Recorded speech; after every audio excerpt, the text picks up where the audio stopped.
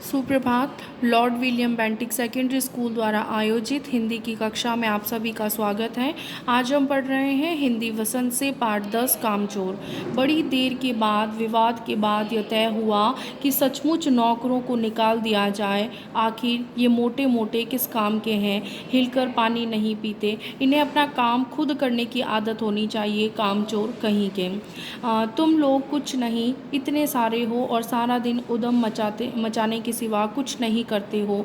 और सचमुच हमें ख्याल आया कि हम आखिर काम क्यों नहीं करते। हिलकर पानी पीने में अपना क्या खर्च होता है, इसीलिए हमने तुरंत हिल हिलाकर पानी पीना शुरू किया। हिलने में धक्के भी लग जाते हैं और हम किसी के दबेल तो थे नहीं कि कोई धक्का दे तो सह जाए। लीजिए, पानी के मटकों के पास ही घमासान युद्ध हो गया। सुराइयाँ उधर लुढ़की, सुराइयाँ जिसमें पानी रखा हुआ होता है, मटके इधर गए, कपड़े भीगे सो अलग। यह भला काम करेंगे? अम्मा ने निश्चय किया। करेंगे कैसे नहीं। देखो जी, जो काम नहीं करेगा उसे रात का खाना हरगिज़ नहीं मिलेगा, समझे। यह लीजिए, बिल्कुल सही फरमान जारी हो रहे हैं। हर काम करने को तैयार है, काम बताए जाएं। हमने दुहाई दी। बहुत से काम हैं जो तुम कर सकते हो। मिसाल के लिए, यह दरी कितनी मैली हो रही है, आंगन में कितना कूड़ा पड़ा है, पेड़ों में पानी देना है। और भाई, मुफ्त तो यह काम करवाए नहीं जाएंगे। तुम सबको तनख्वाह नहीं मिलेगी। अम्मा मियाँ ने कुछ काम बताए और दूसरे कामों का हवाला भी दिया। माली को तनख्वाह मिली है। अगर सब बच्चे मिलकर पानी डालें तो हे खुदा के लिए नहीं, घर में बाढ़ आ जाएगी। अम्मा ने याचना की। फिर भी तनख्वाह के सपने देखते हुए हम लोग काम पर तुल गए। एक दिन फर्सी दरी पर बहुत से बच्चे जुट गए और चारों ओर के कोने पकड़ कर झटकना शुरू किया।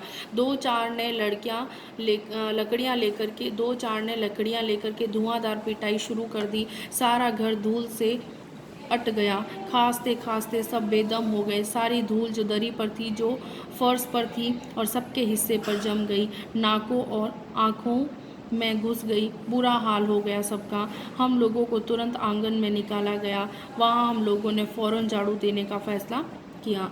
झाड़ू क्योंकि एक थी और तनख्वाह लेने वाले उम्मीदवार बहुत थे, इसीलिए क्षण भर में झाड़ू के पुर्जे उड़ गए। जितनी सीखें जिसके हाथ पड़ी, वह उनसे ही उल्टे सीधे हाथ मारने लगा। अम्मा ने सिर पीट लिया। भाई, ये बुजुर्ग काम करने दे तो इंसान काम करे। अब ज़रा ज़रा सी बात पर टोकने लगे तो बस हो चुका काम। असल में झाड़ू देने से पहले ज़रा सा पानी छिड़क लेना चाहिए। बस यह ख्याल आते ही तुरंत दरी पर पानी छिड़का गया। एक तो वैसे ही धूल से अटी हुई थी, पानी पड़ते ही सारी धूल कीचड़ बन गई और अब सब आंगन में से भी निकाले गए। तय हुआ कि पेड़ों को पानी दिया जाए।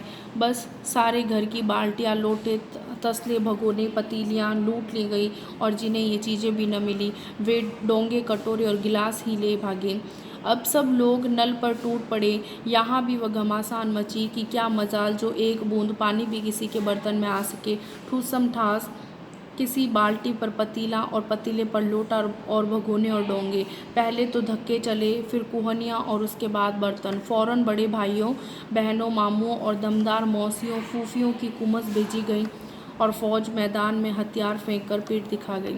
इस धींगा मुश्ती में कुछ बच्चे कीचड़ में लथपथ हो गए, जिन्हें नहाकर कपड़े बदलवाने के लिए नौकरों की वर्तमान संख्या काफ़ी नहीं थी। पास के बंगलों से नौकर आए और 4 आना प्रति बच्चा के हिसाब से नहलवाए गए। हम लोग कायल हो गए कि सचमुच ये सफाई का काम अपने बस की बात नहीं और न पेड़ों की देखभाल हमसे हो सकती है। कम से कम मुर्गियां ही बंद कर दें। पर शाम ही से जो बाँस, छड़ी हाथ पड़ी लेकर मुर्गियां हाँकने लगे। चल दड़बे दड़बे।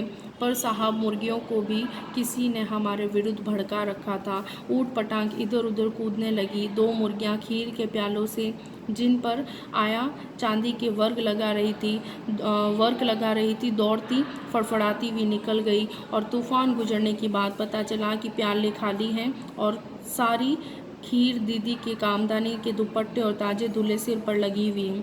एक बड़ा सा मुर्गा अम्मा के खुले हुए पानदान में कूद पड़ा और कत्थे चूने के लूथड़े हुए पंजे लेकर नानी अम्मा की सफ़ेद दूध जैसी चादर पर छापे मारता हुआ निकल गया। एक मुर्गी दाल की पतीली में छपाक मारकर भागी और सीधी जाकर के मोरी में इस तेजी से फिसली कि सारी कीचड़ मौसी जी के मुंह पर पड़ी, जो बैठी हुई हाथ मुंह धो रही थी। इधर सारी मुर्गियां बेनकेल का ऊँट बनी चारों तरफ दौड़ रही थी, एक भी दड़बे में जाने को राजी न थी। इधर किसी को सूझी कि जो भेड़ें आई हुई हैं लगे हाथों उन्हें भी दाना खिला दिया जाए। दिन भर की भूखी भेड़ें दाने का सूप देखकर जो सब झपटी तो भाग कर जाना कठिन हो गया। लस्टम लस्टम तख्तों पर चढ़ गई, लस्टम पस्टम तख्तों पर चढ़ गई, पर भेड़ चाल मशहूर है, उनकी नज़र तो बस दाने के सूप पर जमी हुई थी। पलंगों को फलांगती, बर्तन लुढ़काती साथ साथ चढ़ गई और तख्त पर बानी दीदी का दुपट्टा फैला हुआ था, जिस पर गोखरी, चंपा और सलमा सितारे रखकर बड़ी दीदी मुगलानी बुआ को कुछ बता रही थी। भेड़ें बहुत निसंकोच सबको रौंदती बैंगनों का छिड़काव करती हुई दौड़ गई। और जब तूफान गुजर चुका तो ऐसा लगा जैसे जर्मनी की सेना टैंकों और बमबारों सहित उधर से छापा मारकर गुजर गई हो। जहाँ जहाँ से सूप गुजरा, भेड़ें शिकारी कुत्तों की तरह गंध सूंघती हुई हमला करती गई। और हज्जन माँ एक पलंग पर दुपट्टे से मुंह ढाके सो रही थी। उन पर से जो भेड़ें दौड़ी तो न जाने वह सपने में किन महलों की सैर कर रही थी। दुपट्टे में उलझी हुई मारो मारो चीखने लगी। इतने में भेड़ें सूप को भूल करके तरकारी वाली की टोकरी पर टूट पड़ी और वह दालान में बैठी मटर की फलियां तोल तोल कर रसोइयों को दे रही थी और वह अपनी तरकारी का बचाव करने के लिए सीना तान कर उठ गई। आपने कभी भेड़ों को मारा होगा तो अच्छी तरह देखा होगा कि बस ऐसा लगता है जैसे रुई के तकियों को कूट रहे हो। भेड़ को चोट भी नहीं लगती है, बिल्कुल यह समझकर कि आप उससे मजाक कर रहे हैं वह आप ही पर चढ़ बैठेगी। जरा सी देर में भेड़ों ने तरकारी छिलकों समेत अपने पेट की कढ़ाई में झोंक दी।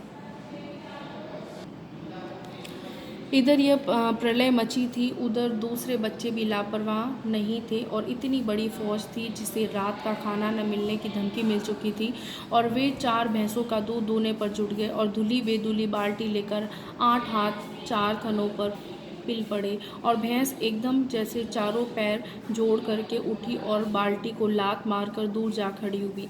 तय हुआ भैंस की अगाड़ी पिछाड़ी बांध दी जाए और फिर काबू में लाकर दूध दुह लिया जाए। बस झूले की रस्सी उतार कर भैंस के पैर बांध दिए गए और पिछले 2 पैर चाचा जी की चारपाई के पायों से बांध अगले 2 पैर को बांधने की कोशिश जारी थी कि भैंस चौकन्नी हो गई और छूट कर जो भागी तो पहले चाचा जी समझे कि शायद कोई सपना देख रहे हैं और फिर जब चारपाई पानी के ड्रम से टकराई और पानी छलक कर गिरा तो समझे कि आंधी तूफान में फंसे हैं और साथ में भूचाल भी आया हुआ है। फिर जल्दी ही उन्हें असली बात का पता चल गया और वह पलंग की दोनों पट्टियाँ पकड़े बच्चों को छोड़ देने वालों को बुरा भला सुनाने लगे। यहाँ बड़ा मज़ा आ रहा था। भैंस भागी जा रही थी और पीछे पीछे चारपाई और उस पर बैठे हुए थे चाचा जी। ओहो, एक भूल ही हो गई, यानी बछड़ा तो खोला ही नहीं, इसीलिए तत्काल बछड़ा भी खोल दिया गया। तीर निशाने पर बैठा और बछड़ी की ममता से व्याकुल होकर भैंस ने अपने खुरों को ब्रेक लगा दिए। बछड़ा तत्काल छूट गया। धोने वाले गिलास कटोरे लेकर लपके, क्योंकि बाल्टी तो छपाक से गोबर में जा गिरी थी और बछड़ा फिर बागी हो गया। कुछ दूध जमीन पर और कपड़ों पर गिरा। 2-4 धारे गिलास कटोरों पर भी पड़ गई और बाकी बछड़ा भी पी गया। और यह सब कुछ ही मिनट में 3/4 में हो गया। घर में तूफान उठ खड़ा हुआ। ऐसा लगता था जैसे सारे घर में मुर्गियाँ, भेड़ें, टूटे हुए तसले, बाल्टियाँ, लोटे, कटोरे और बच्चे थे। बच्चे बाहर किए गए, मुर्गियाँ बाग में हकाई गई, मातम सा मनाती तरकारी वाली के आंसू पोंछे गए और अम्मा आगरा जाने के लिए सामान बांधने लगी। या तो बच्चा राज कायम कर लो या मुझे ही रख लो, नहीं तो मैं चली मायके, अम्मा ने चुनौती दे दी। और अब्बा ने सबको कतार में खड़ा करके पूरी बटालियन का कोर्ट मार्शल कर दिया। और अगर किसी बच्चे ने घर की किसी चीज़ को हाथ लगाया तो बस रात का खाना बंद हो जाएगा। ये लीजिए, इन्हें किसी करवट शांति नहीं है। हम लोगों ने भी निश्चय कर लिया है कि अब चाहे कुछ भी हो जाए हिलकर पानी भी नहीं पिएंगे। इस्मत चुगताई का ये जो पाठ है वो बहुत ही रोचक है, जिसे पढ़ कर के आपको बहुत ही मज़ा आएगा। इसको ज़रूर पढ़िएगा। धन्यवाद।